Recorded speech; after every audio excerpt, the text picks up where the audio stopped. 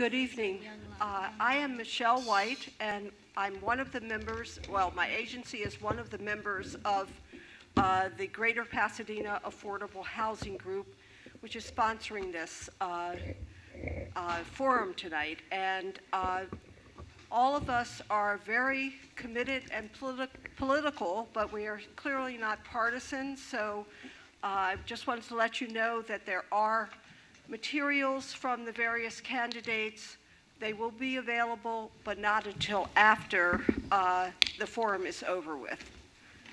I'd like to thank Affordable Housing Services, ACLU of Southern California, Pasadena Foothills Chapter, Clergy and Laity United for Economic Justice, Greater Jews for Justice, the Interdenominational Ministerial Alliance, Metropolitan Women of Faith, and Orange Grove meeting, which is the Quaker meeting in town, for co-sponsoring this effort. Okay, I'd also like to thank the League of Women Voters. I know there's heavy representation tonight. We have facilitation by way of a moderator, timekeepers and question sorters. So I just thank them for all the effort that they put into the facilitation of the questions. If the GPOC, the Greater Pasadena Affordable Housing people, could just kind of raise their hands. They've got badges. And if you've got questions or want to know more about what we do, please go ahead and ask them. In addition, we thank the library for making this space available for free. This is great education, and they're clearly committed, and this is a wonderful facility. And I just want to let you know that all of the questions that will be asked tonight have been sent to the candidates in advance because we didn't want kind of off-the-cuff responses to what are sometimes pretty complicated areas. And each of them has received that. They also provided responses to written questions, and there is a brochure in the back that includes the information on the candidates. There's a bio and their answers to the various questions.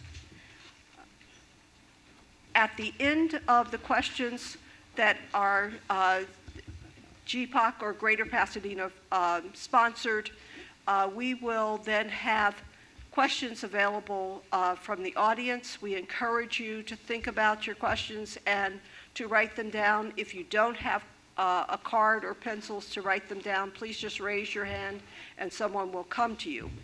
In addition, when you have a question, it will then be picked up from you by one of the runners and given to our question sorter. So if you have any questions, please go ahead and do that. And all right, like I said, the League of Women Voters will be moderating tonight, and the specific person is Marge Nichols. She is the incoming president, that is the next president. The existing president, Marta Cornell, would you just kind of raise your hand? And again, the League has been very supportive in all of this. So I turn this over to Marge, and she will take it from here. The last thing I want to say is that there is another forum tomorrow for District 1. And if you are interested in the economic justice issues associated with the District 1 candidates, please come out. It will be at Neighborhood Church, and it will start at 6:30 with a meet and greet. Thank you.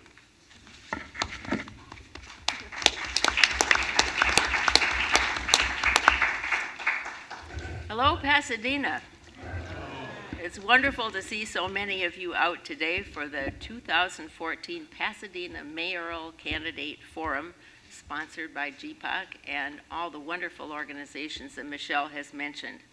My name is Marge Nichols, and I'm a member of the League of Women Voters Pasadena area, which includes 10 San Gabriel Valley communities. I live in Altadena, so I'm completely unbiased because I won't be voting in this election. There are 3 city council seats up for election this year, and the candidates are running for a 4-year term in office. And this forum has been organized to give Pasadena voters the opportunity to be informed about choices, especially around the issue of affordable housing. Now, the League's purpose is to promote informed and active participation in voting through education and advocacy, but we never sponsor or endorse any candidate or political party. Now, before I begin, I'd like to introduce the rest of the League team. First of all, Bonnie Skolnick and Pam Wagner are going to be serving as question sorters with assistance from Rosemary Elizondo on technical housing issues.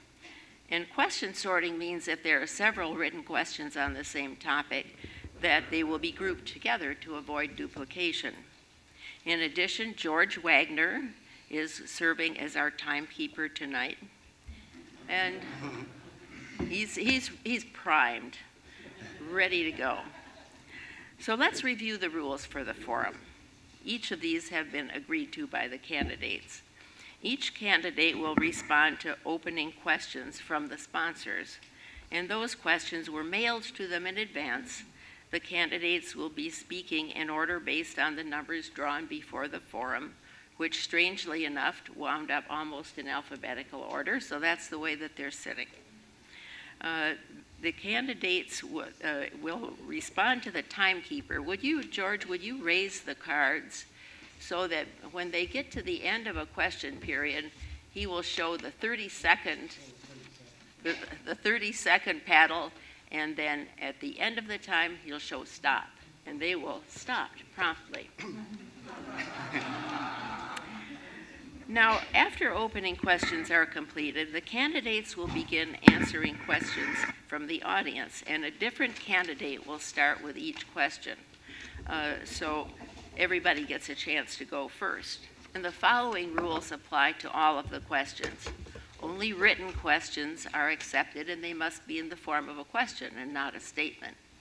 And questions may be directed to one candidate or to all of the candidates, but if they're directed to one candidate, the others may reply if they wish. Each candidate will have a specific time to answer questions tracked with the timekeeper. And if there are several questions on the same issue, they may be grouped together. And the questions must deal with issues in the election, and no references to family, religion, or other personal subjects are allowed. And finally, I know you're all enthusiastic, but please hold your applause until the end of the forum. Now, approximately 8:15, the question period will end and closing questions will begin. Answers will be given in reverse order from the opening statements. And the remarks will conclude at that time, and there's no further rebuttal. And finally, the League policies specify that no campaign activity, including flyers or buttons or so forth, will be allowed within the room. And a table is provided that will be uncovered at the end of the forum, and you can pick up materials there. Are there any questions? Okay, good. Now I'd like to introduce the candidates. Jason Hardin, Don Morgan, raise your hand. Just in case. I have a sign. Jackie Robinson, Alan Shea, and Terry Tornek. Now, I have a statement from Bill Thompson, who was unable to be here this evening. When the date of this forum was first circulated, I responded saying that I could not attend, and requesting that the date be changed to a date when all candidates should attend. I currently serve as an elected trustee at Pasadena City College, and we have a previously scheduled board meeting this evening that I must attend, and it couldn't be rescheduled. I regret very much not being able to attend the forum. He will have campaign materials available at the table on the end. And he's indicated to Martin Uson and others involved in the forum that I'm very willing to answer questions that anyone may have and meet with anyone in the organization to discuss my candidacy for mayor of Pasadena. I will welcome questions and the opportunity to speak to you at another time. Okay, let's get started. So we're going to start with the first question by Jason Harden, and then we'll proceed down the table.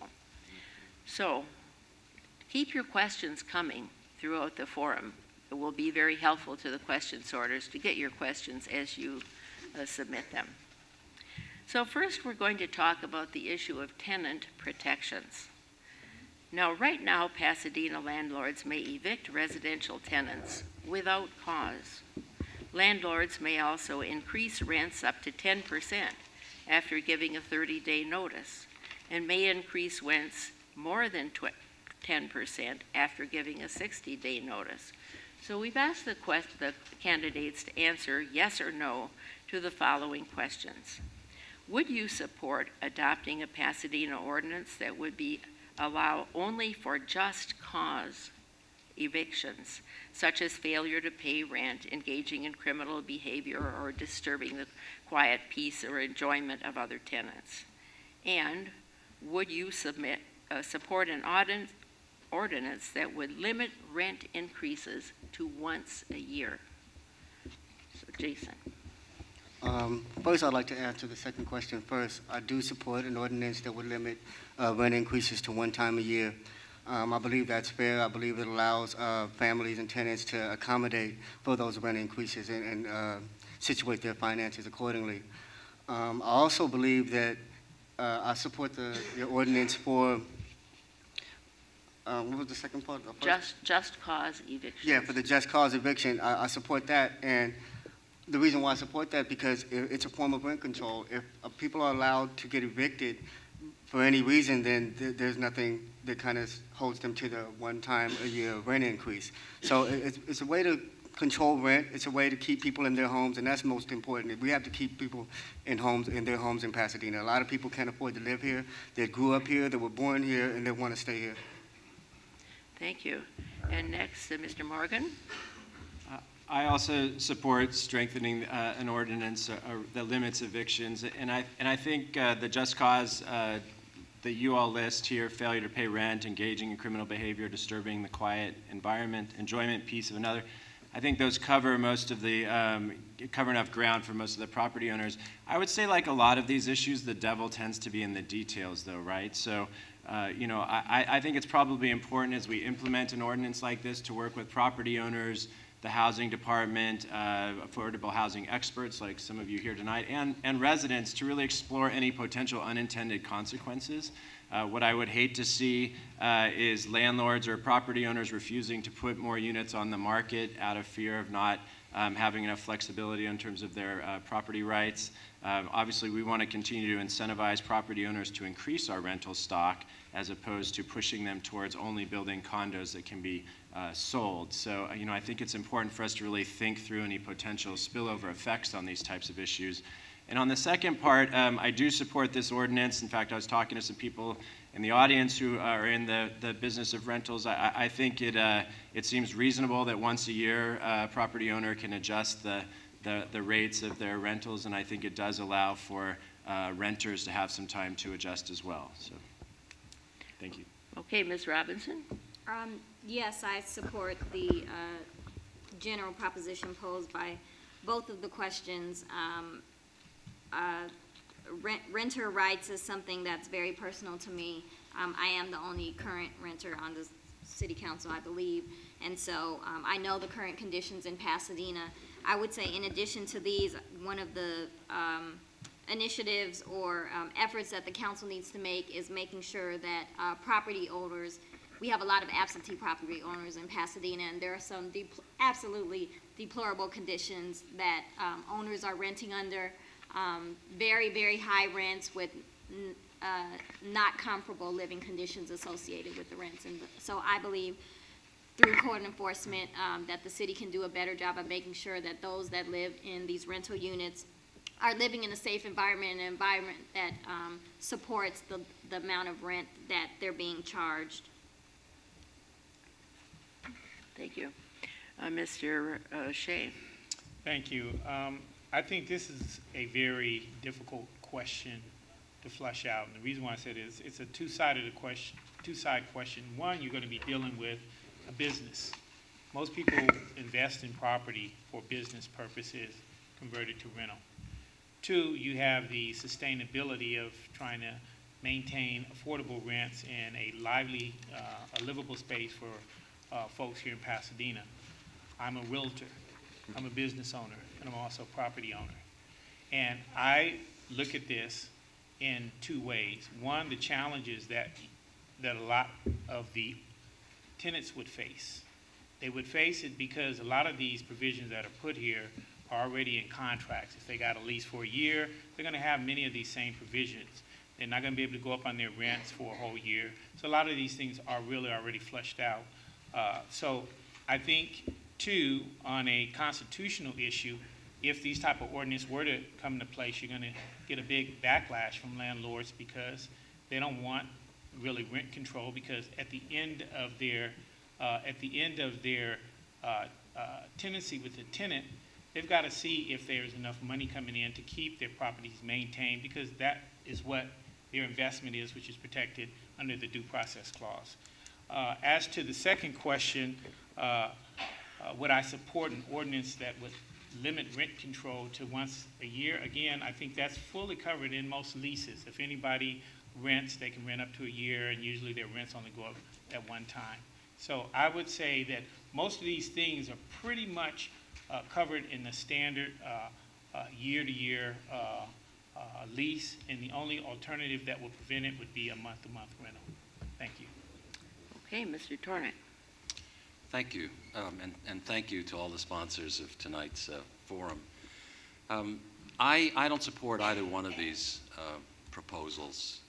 I must confess that my view on intervening, on having government intervention between landlords and tenants, is somewhat determined by my experience growing up in New York City, where I was a renter all my life, and where my experience dictated that that form of rent control, which is much more rigorous than anything that's proposed here, was the most destructive single thing that government could have ever done to rental housing.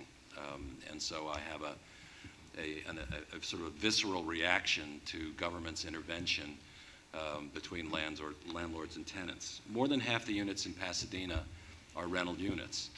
And government's capacity to intervene there, develop a bureaucracy, a series of regulations, the ability to enforce rules, I think is rather limited. I don't see the city of Pasadena being able to maintain the capacity to do an effective job. I think the two areas where government has an absolute responsibility in this area are discrimination, making certain that there is no discrimination in housing, and in code enforcement, which has been referenced already.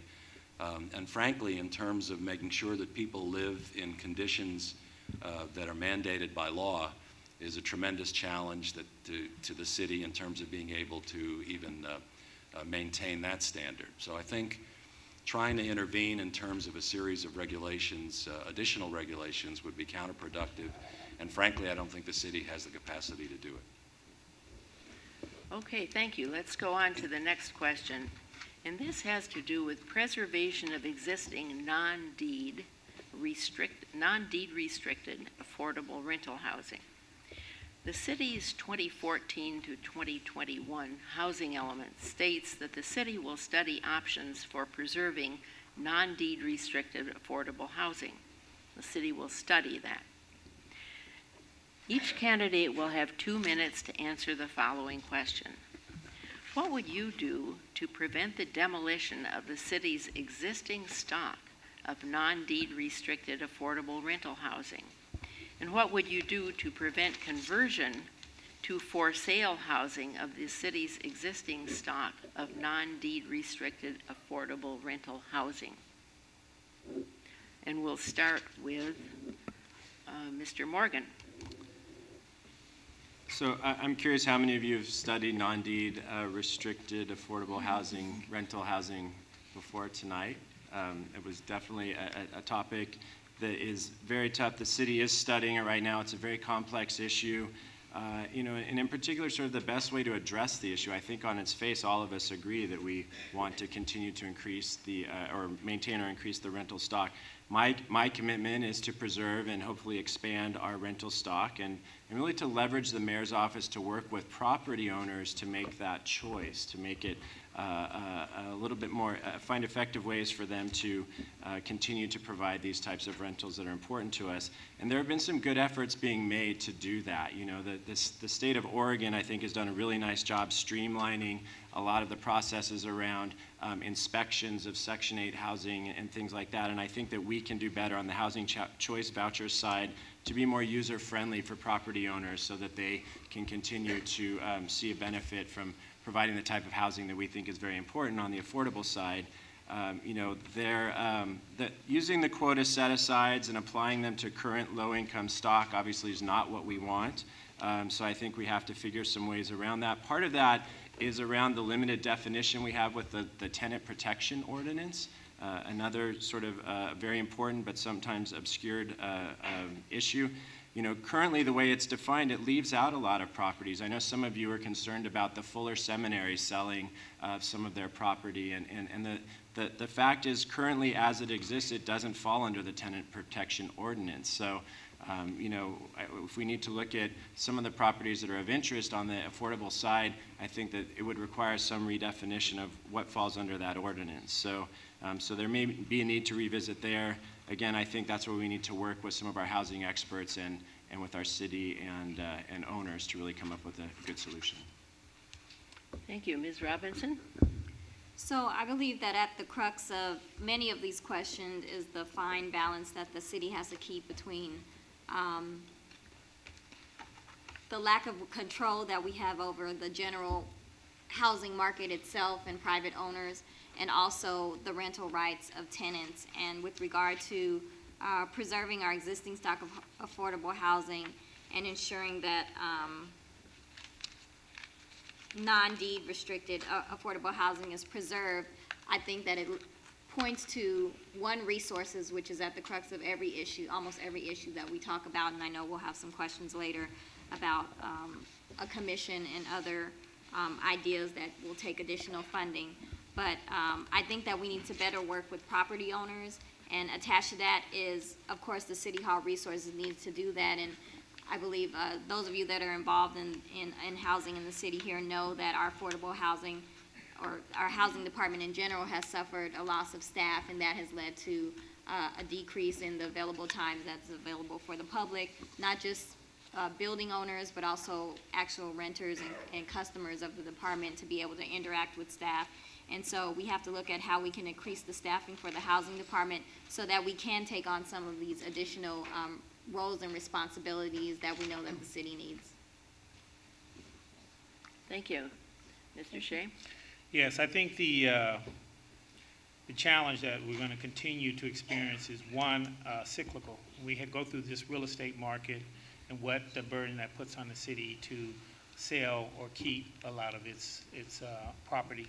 Two, how well it can work with developers to get them financed to make sure that they can create affordable housing, whether that be on land that's provided by the city or through other types of finance structures that the city work with developers with. From my experience, again, as being in the real estate industry as well as a Northwest Commission, we tackle these problems continuously. One of the major projects we've just gotten approved was Heritage Square. Heritage Square is a 70-unit affordable housing that took 20 years. Mm-hmm. It took that long to put this deal together, and the property was city property with private developers. Some portion of that money was privately funded money coming from credits that the developers got, tax credits. All these things have to be factored in to make affordable housing come to existence. So it's not a one shoe fits all. It's really a very complicated assessment that goes into the use of public property and how we can get the best use out of it, and certainly to make sure that we continue to make a commitment for affordable living.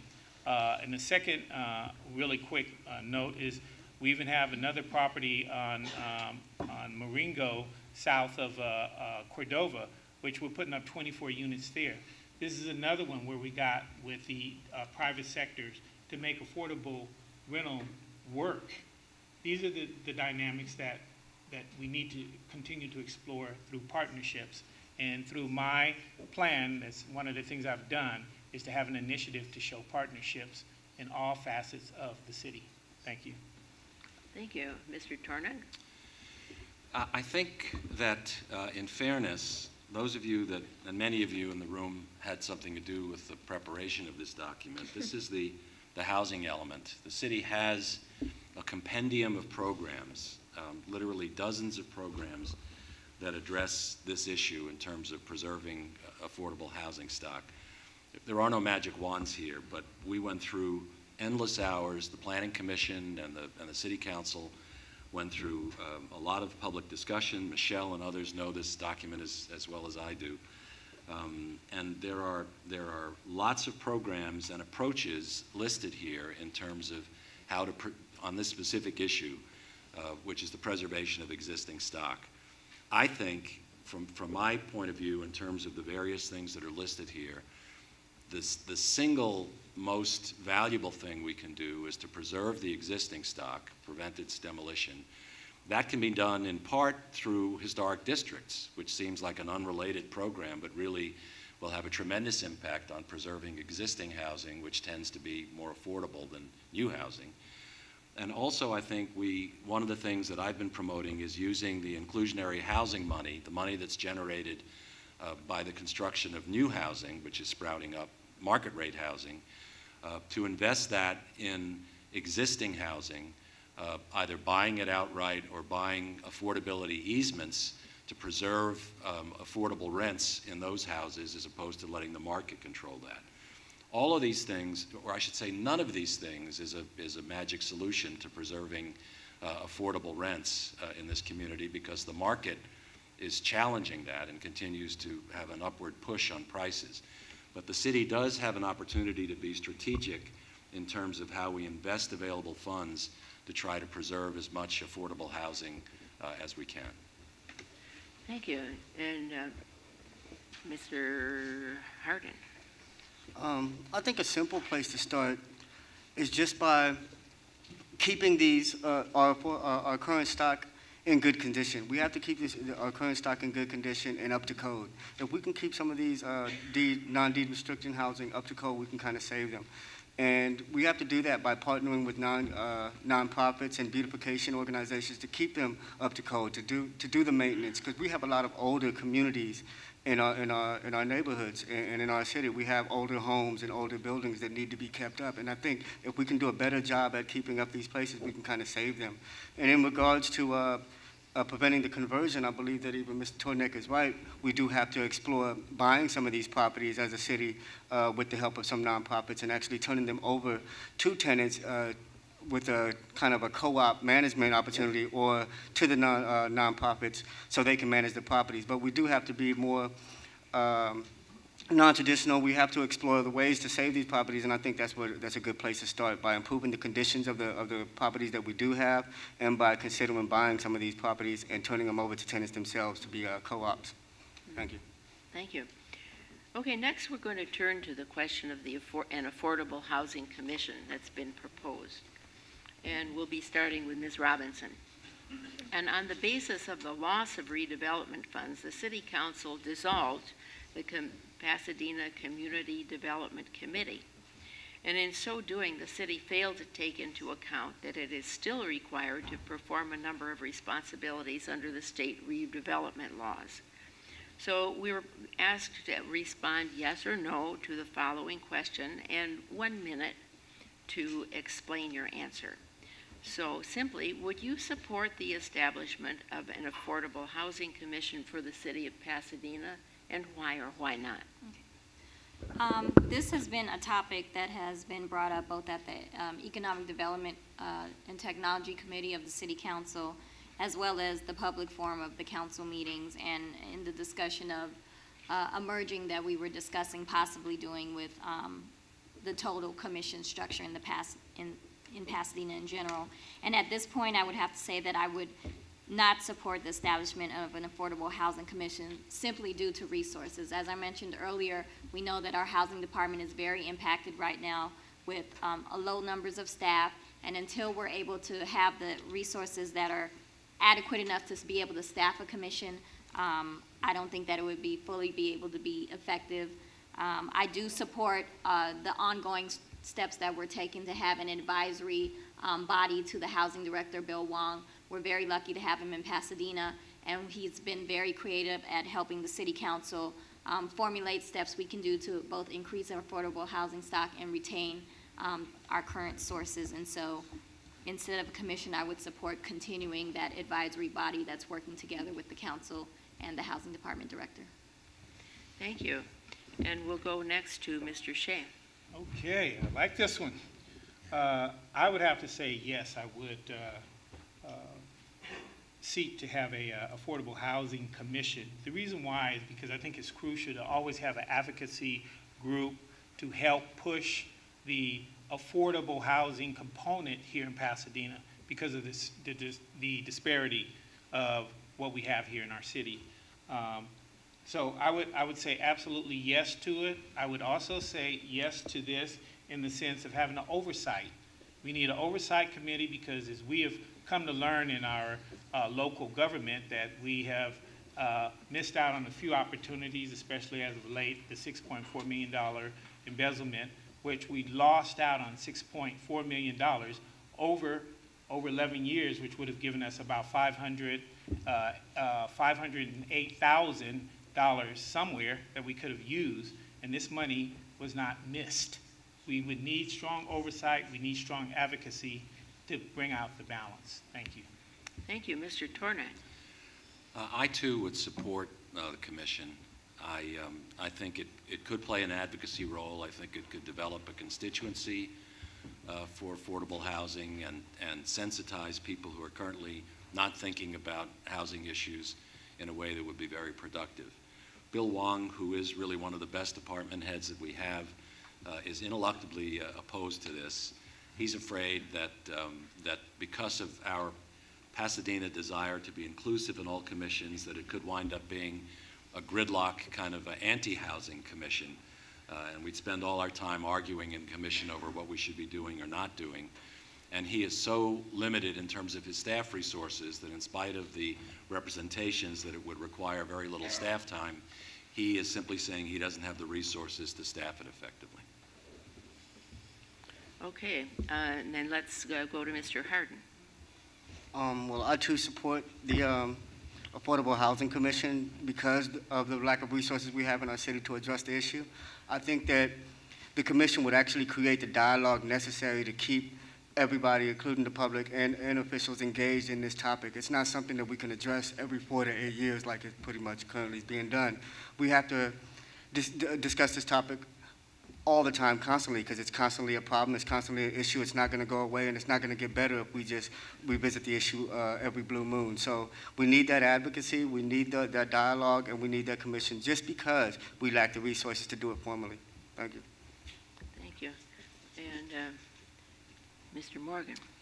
I think given the importance of mixed income housing in our city, I definitely support involving local housing experts to help us expand the network of people and organizations involved in addressing this important issue. And I think that, whether it's a commission or a committee, really it could serve an important link between the many organizations that are addressing this from a number of different sides. I just saw Andrew Oliver walk in, and we spent some time with Heritage Housing Partners, amazing organization on the private side doing great work. This is the type of network we need to be creating with those types of providers working together. The housing department is doing an amazing job. Bill Wong's doing an amazing job cobbling together a lot of different resources to continue to do a great job on housing, and we need additional community members working with him. as is the case with all commissions, we need to really think about who's involved, how they're being considered, and to make sure it does more than just discuss the issue. We want to make sure that there are action items attached to it so that it is a complement to our housing efforts as opposed to somehow something that slows down and is counterproductive to what we're trying to accomplish. Thank you. We're moving on to another question that's a hot button issue, and that is the livable minimum wage. As you know, the minimum wage has been discussed a lot here in Pasadena as well as in other local cities. And the background is that city employees and those whose employers contract with the city earn a minimum of $12.85 an hour without benefits. There's a growing coalition calling for the extension of coverage of the city's minimum wages to all Pasadena workers, not just city employees, and the creation of a pathway for all Pasadena workers to receive a minimum of $15 an hour. So we're asking the candidates to respond yes or no to the question, and 1 minute to explain your answer. Then I'll follow up with another question that's related to that. Would you support a livable minimum wage to cover all persons who work in Pasadena? 1 minute. And we're going to be starting with Mr. Shea. My answer to that is yes. Under my mayoral initiative, I have a plan in which to develop a small business stabilization initiative. Within that, if a small business enroll in that program, they can team up with the city to create incentives to hire local students, local individuals to work for these businesses that enroll in the program. And as a result of working within this program, this particular minimum wage would apply. So if the employer pays, let's say, $10 or $12, the $2 or $3 difference would come from the city to make sure that we hire locals, and the money stays circulating around here to stabilize the economics and keep businesses stabilized here in Pasadena. Thank you. Mr. Tornek. Yes, I do support the minimum wage, the livable minimum wage. I think that we should, in terms of the specifics, I think we should track the city of Los Angeles, because otherwise we're going to subject ourselves to the idea that we're creating a competitive disadvantage for our community if we get too far out front. So I think we should be largely responsive to what the city of LA does, and I think we need to engage some of the businesses that believe that they're going to be tremendously negatively impacted by this, and work through some of the concerns they have and some of the details that we will need to address in implementing it. Thank you. Mr. Harden.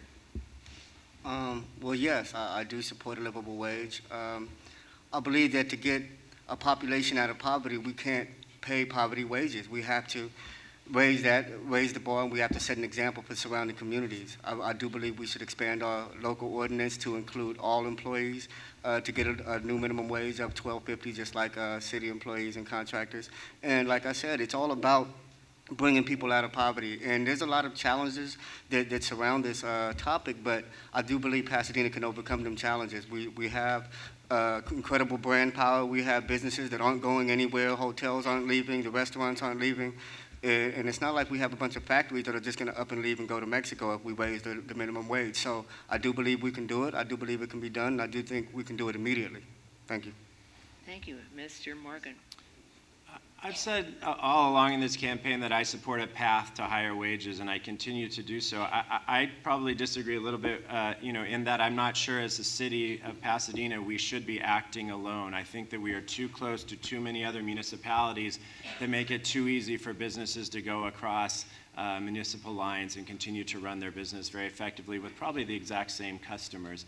So I think it has to happen on a regional basis or a statewide basis, and I think that's likely to happen. When it does, I think the mayor has an important role in working with wage advocates as well as businesses to make sure that it's phased in a way that we don't lose tons of jobs, so that we continue to provide the types of work that we are trying to ensure our residents have access to. I agree with Alan. I think we need to make sure we're hiring locally and not worrying about wages for people driving into our community, because I think our goal is to raise the entire sustainability of our city.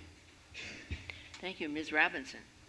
Yes, I support the discussion and ultimate adoption of a increased minimum wage for all of Pasadena.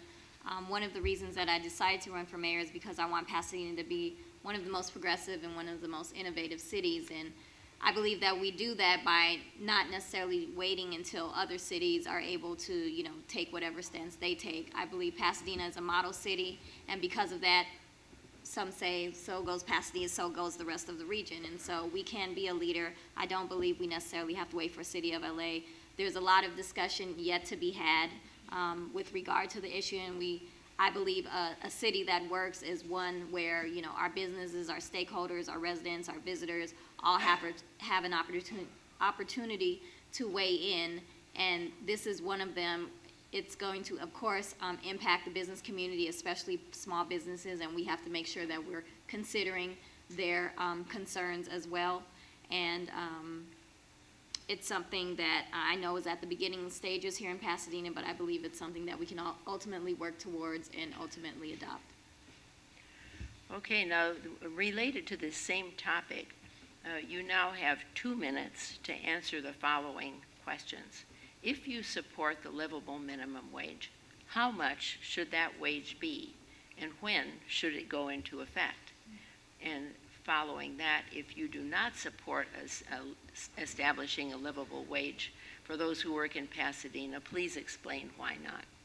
So we're going to be starting with Mr. Shea. Okay. Well, as I mentioned earlier, with what I envision as mayor and how to create sustainability, and the reason that I can envision it this way is because I grew up here in Pasadena, been in business 35 years on Lake and Cordova, and have seen the ravish that we go through during recessionary cycles, not only on South Lake, but we've seen it in Old Town, we've seen it with the sale.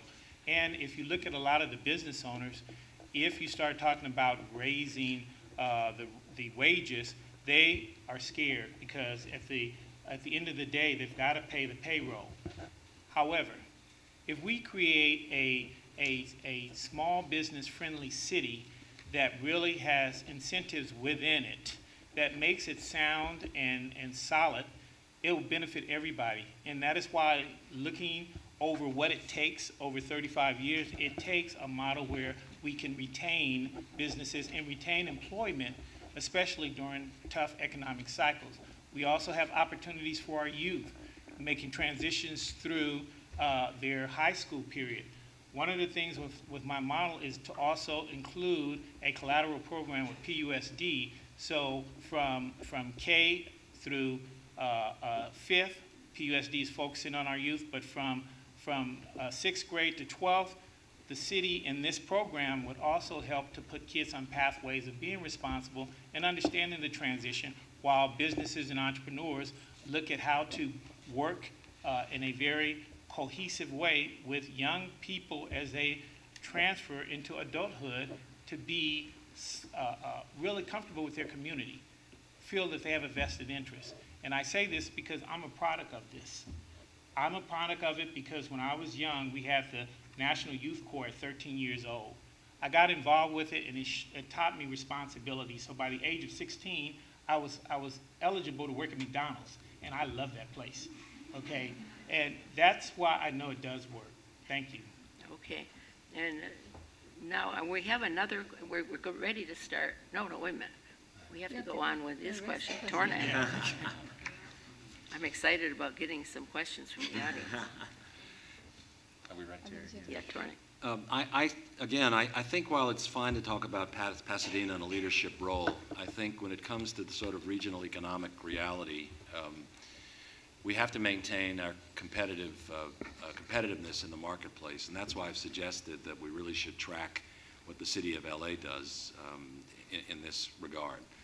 Los Angeles, I think, will soon act in terms of this minimum wage issue, and I think that we should, in terms of the implementation, the timing, and the path to $15, starting at somewhere in the $13 neighborhood, we should track the city of LA so that we can't be put at a competitive disadvantage. I think there are some details that have been raised already, and the dialogue is just starting with employers in terms of how we handle people who are tipped employees, people who are currently get a substantial proportion of their salary from tips, how we handle part-time employees. And there are some unexpected consequences, I think, if we're not careful about how we phase this in. But in terms of the fundamental question of whether or not we should relegate people to live in Pasadena or anywhere in Southern California at $9 an hour, I just don't think that's a tenable position to have. And I think that the myth of that being the wage that is supposed to take care of kids starting out part-time is just a myth. In reality, the studies have shown over and over again that this has become the wage for primary wage earners. And the notion that you can support a family, even with 2 salaries at a minimum wage, is just not plausible. So for those that throw up their hands in alarm, and it doesn't sound like anybody on this panel is in that category, I just think it's not a tenable position for us to hold. Mr. Harden. Well, as I said before, I do believe on building on our current ordinance. I do believe in expanding the minimum wage to everybody to $12.50 an hour, and I do believe that should be done immediately to create that first step in creating a path towards $15 an hour. I do believe that that's fair, and I also do believe that, like I said, we have challenges, but an increased wage, an increased minimum wage would actually create more jobs because there'll be more spending. People will have more money to support the local businesses here, and I think that's very important. And I think that in the long run, and even in the short run, that it won't be as challenging as we think. We are Pasadena. We have the #1 tourist economy in Southern California, and I think that says a lot. I think that says that we can recover, and we have to have faith in ourselves and believe that we can do so. And like I said, it takes taking that first step. If we take that first step, we don't know how many communities will follow our suit, and I do believe in leading by example. Thank you. Okay, Mr. Morgan. Again, I probably gave away half of my answer in this first question, but I think that we do have to look regionally first. I think that's the absolute most prudent thing for us to do as a city. We've talked in the past about other cities that have done it on their own, and we just aren't Seattle. We aren't San Francisco. We're not the only show in town. There are other communities around us that can, I think, receive a lot of our businesses moving in that direction. And I've been talking to a lot of organizations, again, concerned about some of the byproducts. I mean, restaurant workers, if given the choice between an hourly wage and the gratuities that they receive, I put myself through high school and college at $2.25 an hour because gratuities were where we made all of our money. I think it's important for us to take those things into consideration. You're right, Terry. I think, we have to make sure we implement something that makes sense for workers and for businesses. Local nonprofits are impacted by this. Job training programs are impacted by this. I talked to Ideal Youth recently that does a lot of internship programs. They're worried about this. FVO Solutions hires a lot of people here in Pasadena with various disabilities doing manufacturing. They're worried about this. So I think we need to make sure we're looking at the full scope of people and organizations impacted by a movement towards $15 an hour and ensure that the way we're implementing it isn't causing us a cooling effect on jobs and training and the types of things we're trying to incentivize. If we give these organizations time to adapt, adjust their profits and losses, create some specific policies that make sure they take into account some of these unique situations, then I think we can do it in a responsible way and see a very good movement towards people earning higher wages. And lastly, I'll say, I think that the hourly wage is only half of the conversation. I think we have to continue to talk as a city about higher wages across the board, which means looking at our strengths, particularly around the innovation economy, taking the best of what we're getting from some of our institutions like Caltech and JPL and Art Center, and building high-paying jobs so people from all over Pasadena can succeed at those beyond an hourly wage. So I think that's an important goal to attach to this as well. Ms. Robinson. So both Mr. Morgan and Mr. Turner are right. Pasadena is not Los Angeles, not Seattle, but we can use those in other cities where they currently have implemented an increased minimum wage for their cities as models for which to start the Pasadena conversation and craft a Pasadena preferred alternative. We've done that so many times. for different issues, including, you know, the 710, the Hahamunga Sediment Removal Project that LA County is pursuing right now, and I don't see why this has to be any different. Of course, we'll consider the things that are unique to Pasadena as we craft this, and as far as when it should go into effect, if it's an adopted, you know, of course it's as soon as possible, but again, we are a very long way from working through all of the stakeholder groups that we need to hear from in order to ensure that we not just have an ordinance, but we have an ordinance that works for everyone in the city. Thank you. We're starting with the audience questions now, and we have an interesting one here. Would you support enforcing the allocation of affordable housing units throughout every district in Pasadena without resorting to trading off that's taken place at the expense of already burdened and crime-ridden districts 1, 3, and 5? So the question is, would you support enforcing an allocation of affordable housing units throughout all city districts? And we'll start on that with Mr. Shea. No, Mr. Tornick? Okay, Mr. Tornick. He can't wait to get at this one. Yeah, right, give him a break. More than his fair share of mercy. I do support that, and in fact, I think you'd be surprised if you looked at the distribution of affordable housing in the city. It clearly is already distributed. The notion that all of the affordable housing is in Northwest is simply not correct. But I think that it is important to maintain that distribution and also to not have too big a concentration in any one development. I think the notion of having mixed income housing is the most successful model. And I think we also have to look, there's a sort of a subtle point here in terms of affordability both on the ownership side as well as on the rental side. We haven't talked about affordable ownership housing, but that's a program that we've had some success with in Pasadena as well. Thank you, Mr. Harden. 1 minute, I forgot whether I said that. No problem, I'll make it quick. First of all, I'd like to thank whoever asked that question. That's a very intelligent question. It's a great question as well. I do support that, and I do believe that it kind of bridges the gap of that tale of two cities that we deal with. It bridges the gaps culturally and economically because it kind of distributes, you know, the sense of community. You can increase the sense of community if you kind of broaden the affordable housing across the city. Because, like I said, we live in a society where districts 1, 3, and 5 are pretty much identified as low income, and the people are identified as lower income folks. So I think that distribution would kind of even things out, and it would kind of get people involved in more community aware and community involved. It kind of increases the community involvement to me, and I do believe that that's what we need, and that would kind of help bridge the economical and cultural gaps in our community. Thank you. Okay, Mr. Morgan.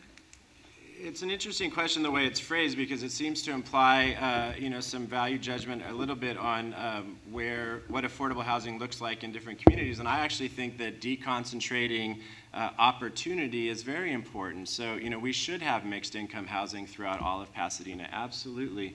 It's tougher in some neighborhoods than others, we know, just because there's less turnover in a lot of neighborhoods. You know, on my street, they only carry you out in a box. That's the only way you ever leave, you know. So, you know, so that just changes the way, you know, it makes it a little bit tougher. You know, again, I think that the mixed income model is a very good model for any neighborhood. You know, if you go to, again, the Heritage Housing Partners project or house development where their offices are, they have professors from Fuller living with moderate income residents, living with low income residents with this beautiful green space in between. They've built an incredible community. It's stable. It's exactly what I would want in my neighborhood, and I think that's the model we need to be looking at. So, you know, the assumption that affordable housing somehow looks like something we wouldn't want in our neighborhood, I don't know is accurate. I think that if we're building really great projects, properties with neat residents building community, then it's something we all could welcome in our neighborhoods. Yes, I agree that affordable housing should be distributed throughout all of the council districts and, in fact, throughout single developments as well.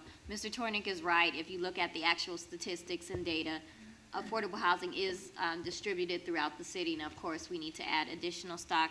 I also want to comment on the perception that, districts 1, 3, and 5 are the most affordable districts in the city. And again, as a renter and as someone who has recently been in the market, in the materials for tonight, it cited that, a reasonable, family would be paying $1,215 for rent. I can tell you in District 1, it is higher than that, and we're supposedly one of the most affordable parts of the city. It's more akin to $1,700 to $1,900 for a one-bedroom. And so I think we need to, sometimes perception is reality, and that causes us to assume a lot of things, but I think we need to get away from the notion that, Northwest Pasadena is the most affordable in the city, because it's just as expensive as the rest of the city. Mr. Shea. Well, I'm going to move over to District 1 so I can afford to move in that neighborhood. So, but on the serious side, I think the inclusionary ordinance really established a broad base of affordable housing throughout Pasadena. There's over right now 120 projected affordable projects throughout the city, and 85% of that is going to be rental, and 15 is going to be a purchase type of residence. So I think Pasadena as a whole makes a commitment to have it throughout its city.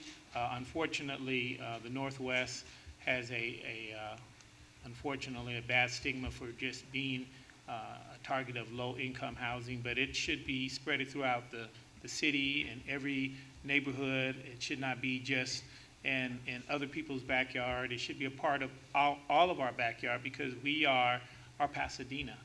And that's the beauty of what we have. We can have a mixture of everything as long as we respect everybody, and we have a commitment to always foster a good community here in Pasadena. It's one of the reasons I love this city, and it's one of the reasons why I'm standing here tonight running for, or I should say city, running for mayor, is because as a child growing up here in Pasadena, I loved every district, every corner that I've seen here. And I've lived basically in every district here in Pasadena, and I've seen affordable houses in each and every one of them. And it depends on, of course, who's managing it to give it the ultimate look of an affordable housing or just a nice piece of property. So I share that with you because I think it should be something we should all embrace and try and keep a good standard of maintenance on that property. Thank you. Let's switch to a completely different subject. This one has to do with the question about nurses at Huntington Hospital. They've seen a degradation in patient care over the years at Huntington. Many have seen their voices of patient advocacy ignored by administration. And in reaction to nurses' efforts to gain representation with the California Nurses Association, Huntington administration has been charged with violating nurses' labor rights. As mayor, what would you do to ensure the delivery of safe care at Pasadena's only hospital? And we'll be starting with Mr. Harden. Well, I think safe care starts with the kind of care you're giving, and starts with who's giving that care. I think when the employees are happy and they're well taken care of, they make their patients happier and they take care of them better. So I support the unionization of the nurses, and I support better conditions for them. And I know that they have plenty of issues that they're dealing with currently, but like I said, they need our support. They need the support of the people. We need to back them, and that's really what it's about. It's about being aware of what's going on in our different markets, and particularly the job markets in Pasadena, particularly at Huntington, and just support them, because like I said, good care starts with those who are giving that care. And if they are better taken care of, if they have better benefits and they're paid well, I think they can really, it would really make a difference in the care that they're giving our patients. Thank you. I'd like to sharpen the question here in saying, as mayor, what would you do to ensure the safe care of at Pasadena's only hospital?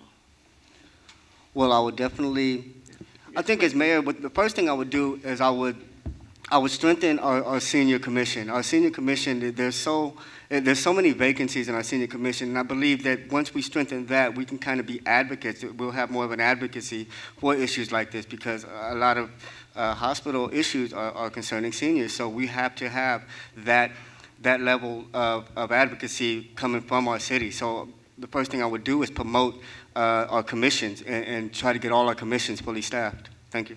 Thank you. Mr. Moore. Well, clearly Huntington Hospital is so vital to our community and the health of our community, and the nurses are really the lifeblood of that institution. My children were all born at Huntington, and our entire memory of those experiences are the amazing nurses taking care of my children and my wife, and probably me too, as I threaten to pass out. So, I think that it's very important for us to support the women and men who are really keeping that, making that hospital very as successful as it is.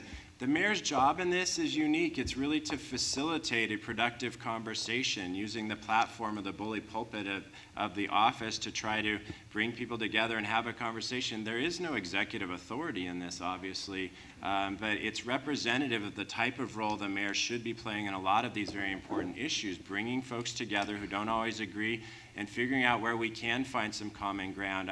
I know that the union is doing a very good job trying to figure out ways to address this with Huntington Hospital, and at times we're running into roadblocks, and I suspect that the Huntington administration feels equally concerned at different times. And so the mayor's role in this, and this is a bit of a finesse job, but I think that the mayor's role in this is to try to help them find some common ground, given the importance of this institution to our community. So, I think that just as we address the mayor's role in Huntington Hospital, it's what we will see again and again and again on so many issues where there's no true executive authority, but there's certainly a really important moral authority to pull people together and create a good conversation that comes to a productive solution.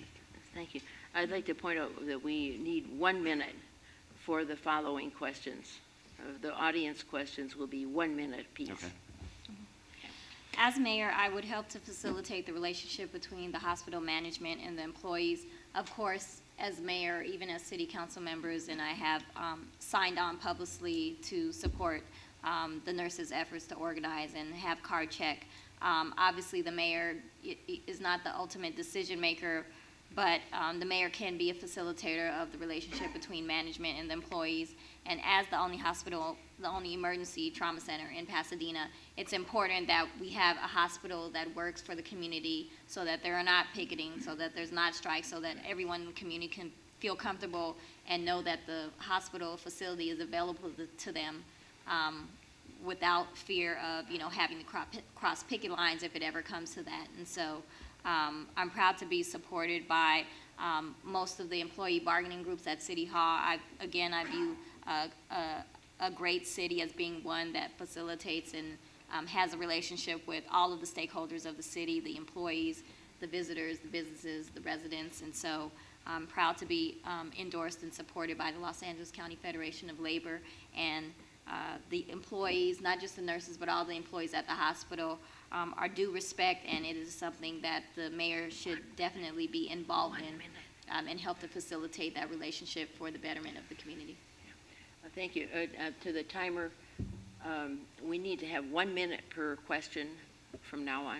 Okay. And Mr. Shea. Okay. As mayor, what I would stand for is to be an advocate for the nurses there. And the reason why is because they are who I am serving as mayor. What I would do is I would create a partnership with the management at Huntington Hospital to really stress how we need to create a much better working environment and to begin to foster a better outcome, because the community will get a better outcome, because the nurses will feel better about their jobs and hopefully serve us better if we have to go there, since it's our only facility. Last but not least, create a stronger bargaining initiative to develop a more inclusive model for engaging how we're going to work through this process, because right now it appears to be a very adversarial environment with the nurses and the management. We need to make it more harmonious, and that's what I would do as mayor, is to ease that climate by being an advocate and also making sure that it's a balanced approach. Thank you. Thank you, Mr. Tornick. Well, this is an issue I've already been involved with. I've stood with the nurses at the hospital. I've been at both of their vigils. I've written to Steve Ralph, the president of the hospital, because this is, I think, sometimes being a facilitator is great, and talking about finesse is also good, but I think sometimes you need to be an advocate. And I think in this instance, the sort of right and wrong of the situation are pretty clear. And I don't think we can, I think that the hospital is not managing this process well. I think even if they manage to squash the union, they will have alienated their most critical employees, and that'll be a Pyrrhic victory for the community as well as for the hospital. We can't have a successful health delivery system in this city unless the employees at the hospital feel valued, and that's not this kind of adversarial relationship that's been created at the hospital is self-destructive. Okay, let's turn to quite a different question, but still on your role as mayor. Some members of the council have had disagreements that appeared to become personal. The present mayor has managed to lead the council in apparent civility. Those of us with long memories do remember when this wasn't always the case.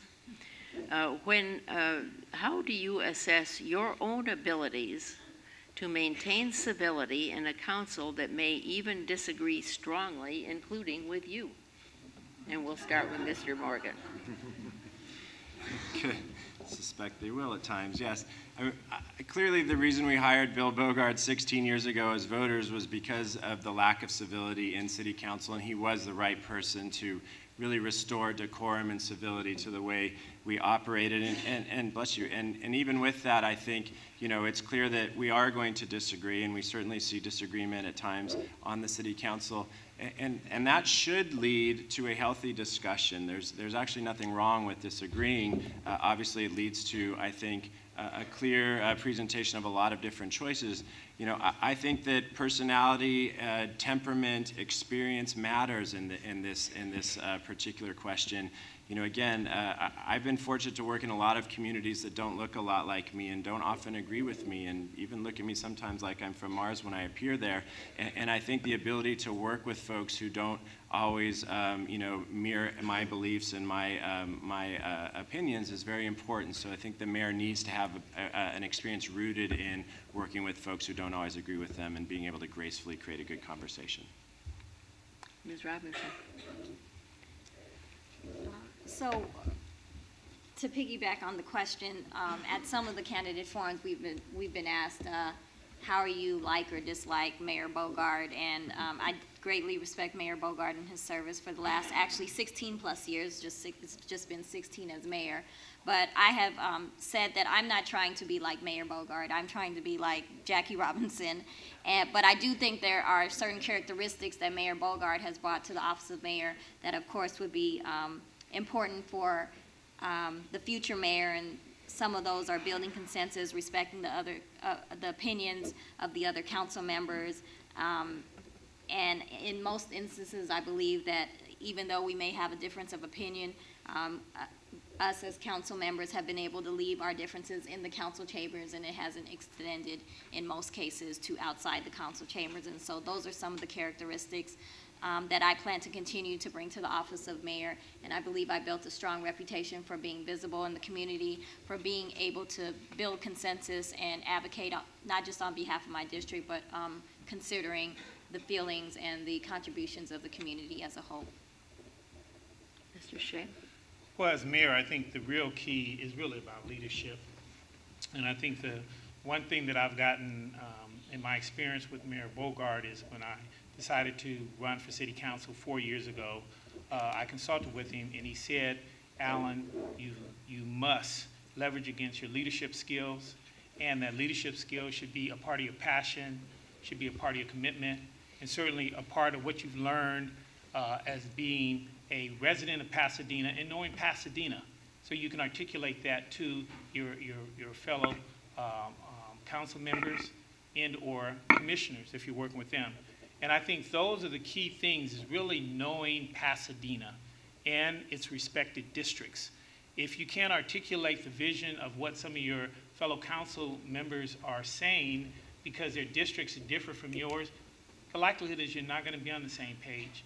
But because of my background growing up here in Pasadena, I believe I have that added value, and that's what I would use as mayor. Mr. Turner. I think that civility is great, and certainly it's an improvement over the council meetings when they were really theater more than performance. And Bill Bogard's great strength is that. I think the vast majority of votes, 90% of our votes are unanimous. So by the time it gets to the council, usually the controversy's been wrung out of the issues. But I don't think that civility should trump the need to accurately reflect the will of the people and to sometimes take an advocacy position. I like being an advocate, and if that means occasionally being on the losing end of a vote, even 7-1, I don't revel in it, but I'm prepared to sustain that. I don't think that that's a challenge in terms of being able to maintain an effective, cohesive, and generally congenial, collaborative city council. Mr. Harden. Well, as a business owner, I had meetings all the time, and one thing that makes me so effective is that I believe in letting heated arguments happen. You know, it represents passion, and I think that you can't be too passionate as a city council member because you represent thousands of people, and you have to be passionate when you're representing that many folks, and you have to be passionate about tending to their interests and their needs. And I think what makes me effective is that I let these discussions happen. I like to listen. I don't offer opinions at every instance, but I let these happen, and then in the end, it's always coming back to a solution. You have to be able to facilitate a solution, and you have to be able to create action out of these heated arguments. So I believe that that's what I would do. I would let these happen, and I would let everybody listen to each other, as long as it's all respectable. But in the end, we have to come back to a solution. We have to come back to an action plan, because a meeting without action is just a club. You know, it takes solid action. It takes things happening, and it takes things getting done. And I believe in things getting done. Thank you. Okay, we're going to have a lightning round now. 15 seconds to answer the next question. Just 15 seconds. It's a yes or no. Let's go. Some commission members continue to serve on their commission well past the end of their appointment. Would you support a change in city law that would require commissioners to step down within 6 months after their term has expired? Starting with Ms. Robinson. No, because I believe that it's incumbent upon the council member that has appointed the commissioners to follow the established rules. I've made it my priority to fill my vacancies for District 1 on the multiple commissions as soon as possible after they become vacant. And I do believe in term limits, so to speak, and so I do believe there's a place for new blood after the complete term is over. Thank you, Mr. Shea. The answer is no. As a Pasadena commissioner, I know the work that goes into it, especially if you're on a commission like Northwest that's an underserved community that needs commissioners who are committed and who puts in their own time and meets with the residents in that district. So I know personally that even if they go beyond their term, they may be needed to carry out the needs of that commission. Thank you. Mr. Tornick. Yes, we should follow the rules. Mr. Harden. I too would say no, because like I said, I'm worried about vacancies on these commissions. I believe that I'd rather have someone there that's been there a long time than no one there at all, because that does create another level of advocacy and public involvement. Mr. Morgan. I would say yes. I think that institutional memory is very important, and we do need to fill vacancies, but that is the responsibility of the council members and the mayor to fill those vacancies. We need to continue to pump new ideas, fresh faces, fresh blood into these commissions if we're going to truly represent all of Pasadena. Thank you. Okay, now we're going back to 1 minute now. Thank goodness. That was a quick lightning. More parking is needed. What can be done to eliminate red curbs that are not needed? And we'll be starting with Mr. Shea. Well, if they're not needed, obviously we need to revert them to the gray ones so we can use them, because we already have limited areas of parking, especially along Colorado and some of the major streets here in Pasadena.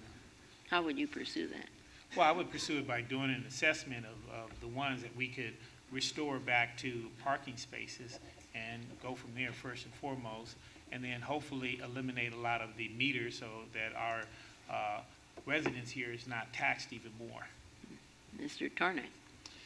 I've worked with the Playhouse District Association. I meet with them once a month, and over a 2-year period, we have successfully eliminated about 85 red curb, restored those to parking spaces, and those are if you figure a parking space value at between $15,000 and $20,000, you do the math, there's a lot of value there. Mr. Harden. I believe a reassessment is necessary. I believe that we do have too many red curbs, and not just too many. I think some are just unnecessary. And one being in front of my home for so long, it was actually an extension of a bus stop, and they painted it red. It wasn't always red, but they painted it red because they had a frequent bus rider who was handicapped and needed the extra room. But that bus rider doesn't ride that bus anymore, and this was years ago. So I think that the regular reassessment is needed. Thank you. Mr. Morgan. I should say, in the interest of full disclosure, that my wife has made it clear she will not vote for me unless I address parking. So, and in particular, parking tickets. It does clearly need to be reassessed. The fire, I think we probably have to work with our fire department, on some of the spaces are just non-negotiable, but we know that others are. I would like to also see us in some areas look at 45-degree parking to see if that's an option for us to have additional parking in the spaces we've got rather than parallel. So I think that there's, that's an area where we could make some progress. Okay, we have a. Oh, I have to answer. Oh, I'm sorry. Yes, I believe we can reassess red curbs throughout the city. It is one of the challenges that I've encountered in helping to redevelop the Lincoln Avenue corridor. I also believe that we have to look at shared parking throughout the city, especially in our business corridors where we're looking to increase the development opportunities. We know that being able to meet our strict parking standards and having enough parking spaces for certain types of businesses has been a challenge, and so I believe that we're going to have to further look into shared parking. And I also think that it would be timely for us to start examining whether or not the city as a whole would be supportive of our current overnight parking restrictions. I get a fair number of complaints from both constituents and visitors to the city that can't believe we can't park on our own city streets from 2 a.m. to 6 a.m. And so I think there's room right now for discussion, and it may not change, but at least have the discussion and see where it takes us. Thank you. We've had such wonderful questions from the audience, and we still have lots of questions to go, but I know we need to move along, so this is going to be the last question, folks. How would you, this a 1-minute question, and then we'll go to the closing questions. How would you restructure the Building and Zoning Department to make the process of permits more user-friendly? Let's see, I think we're starting with Ms. Robinson now. Is that right? I don't remember, but I'm Okay. happy to start. So I agree that there needs to be a restructuring of the planning department.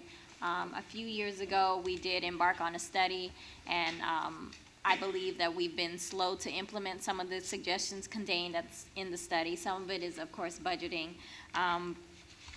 But through experience with especially smaller developers along the Lincoln Avenue corridor, we do have some gaps in services that exist, including our tracking system within the department where certain documents have been, lost or due to the, retention or retirement of certain employees, that accurate information is not contained on certain projects. Some of the employees right now have much higher caseloads than they're used to having because the economy is slowly coming back, and so we've seen the development in the city increase, and so I think we need to look at increasing the personnel within the planning department as well.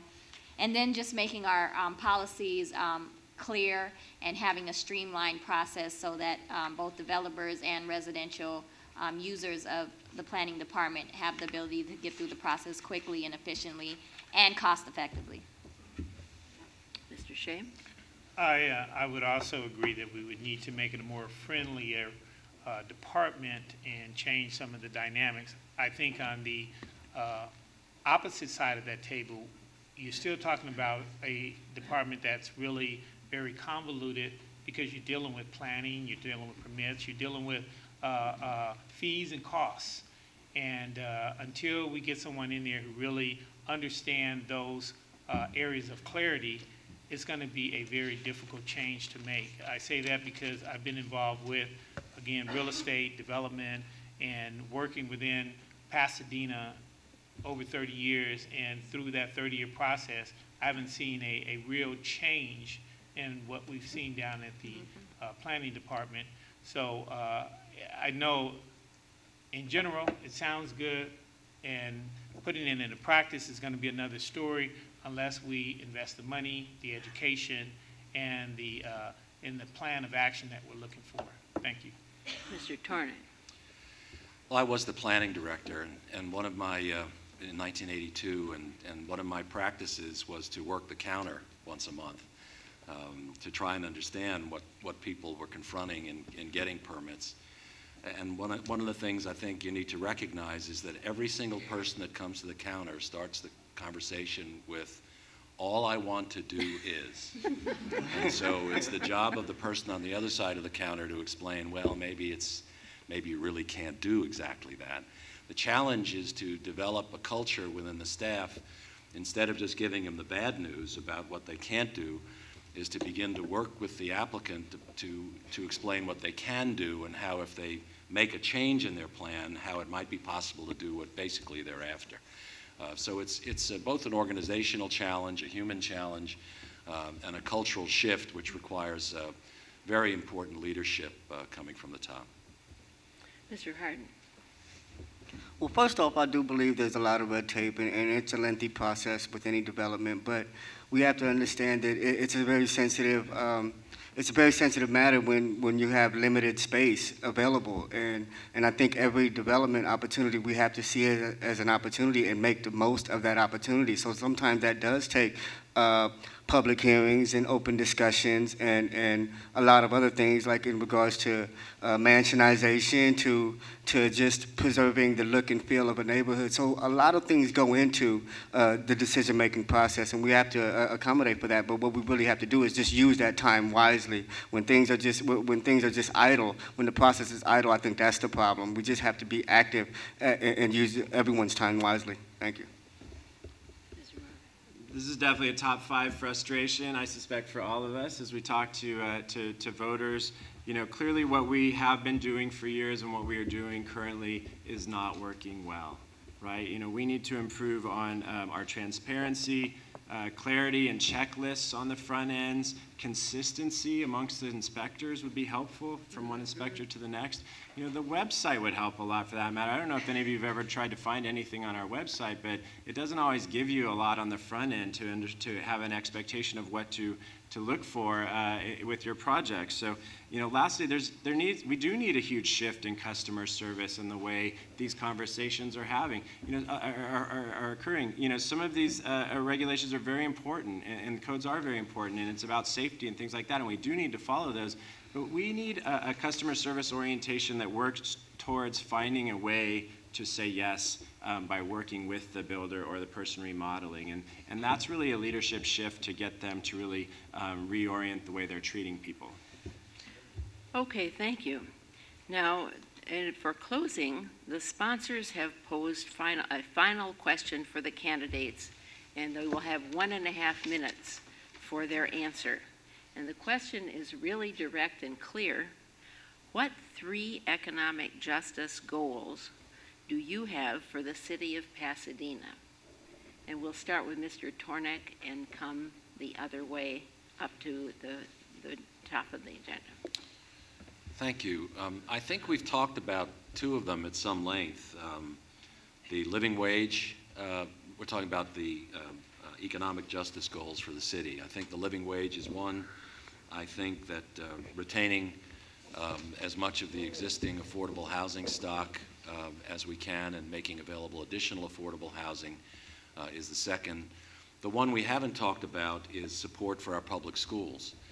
I classify that as an economic justice goal, and I think the city must focus its attention on being supportive of public education, because ultimately I think that contributes tremendously to what the economic justice opportunities are in the city.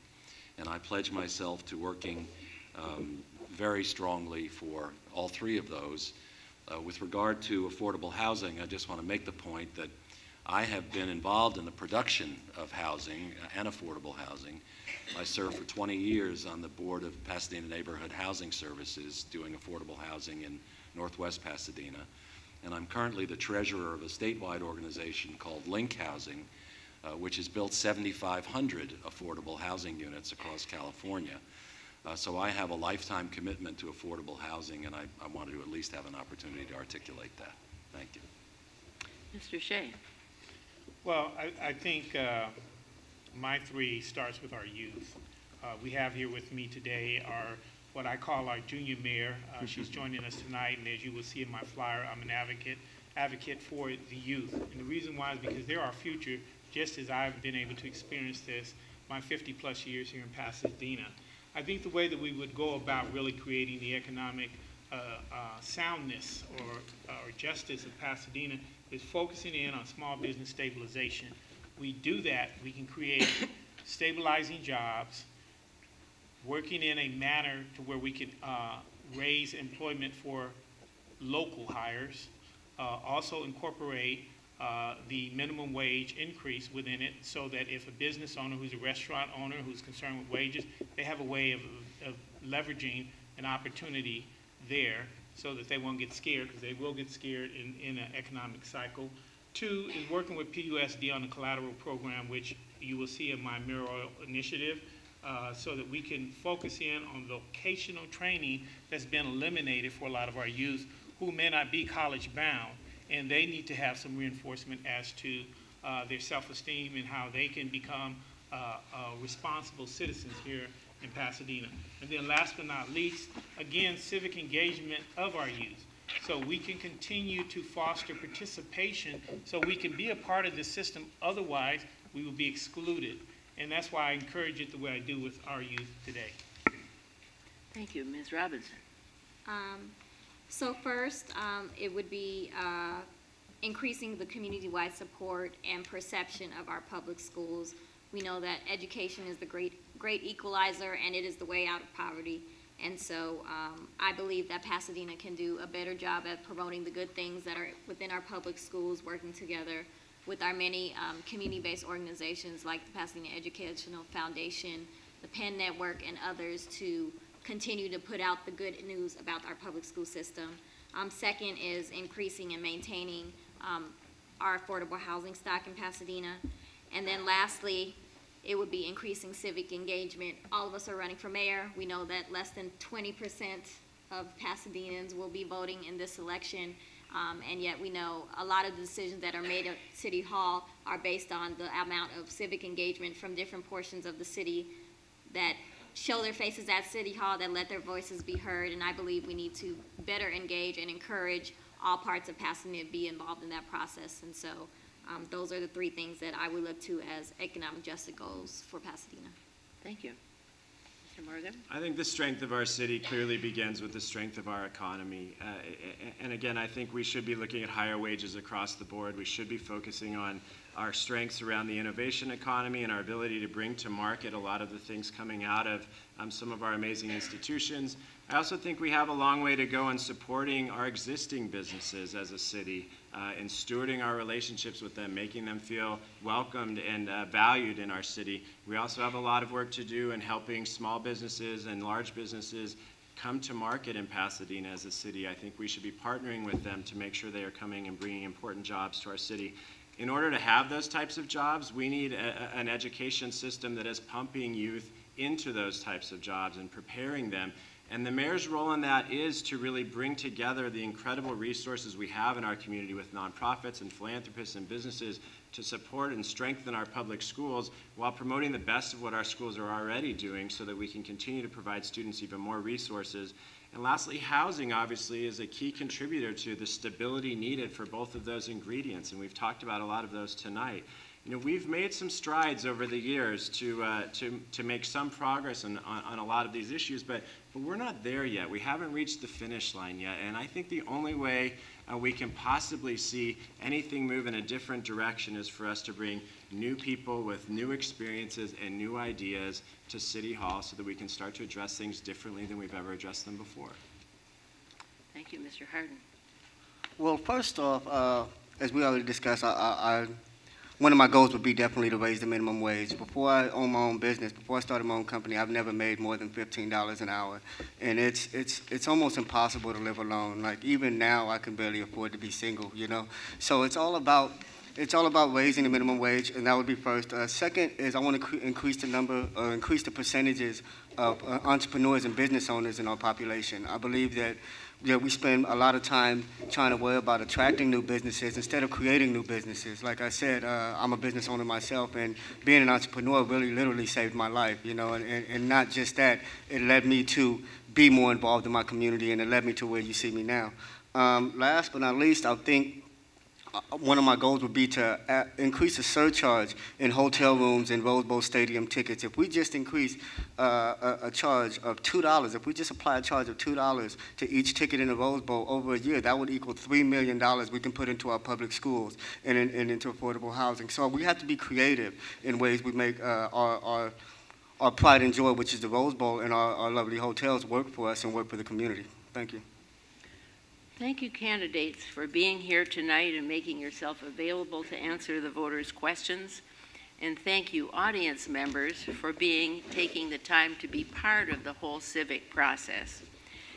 As stated in the beginning, the League of Women Voters service goal is to promote an informed and involved electorate, and we hope we've succeeded in doing that this evening. And now we turn things over to you for the involved part. Keep in mind that if you have moved or need to re-register, the deadline is this February 23rd. Keep that in mind for anybody you know who may have moved. And we urge you to go out and participate in our democracy by casting your vote on March 10th, and urge your family and friends to do the same. So thank you and good night. Just in time.